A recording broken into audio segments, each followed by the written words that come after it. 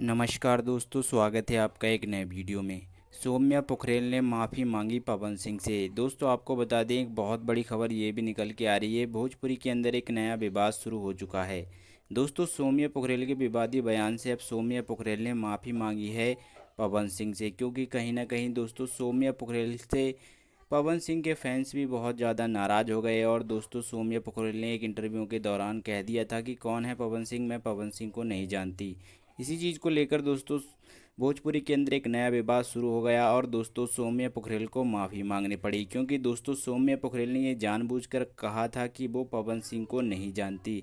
दोस्तों सौम्या पोखरेल की कुल कुछ रील्स बनी हुई हैं, कुछ वीडियो वगैरह बने हैं जो कि दोस्तों पवन सिंह के गाने पे हैं। तो ऐसा कैसे हो सकता है कि पवन सिंह को दोस्तों सौम्या पोखरेल नहीं जानती।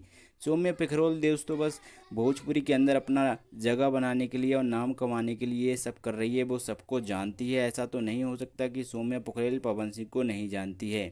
वैसे दोस्तों आपकी क्या राय है, कमेंट बॉक्स में ज़रूर बताइएगा और ऐसी लेटेस्ट अपडेट जानने के लिए चैनल को सब्सक्राइब कर घंटी ज़रूर दबाइएगा।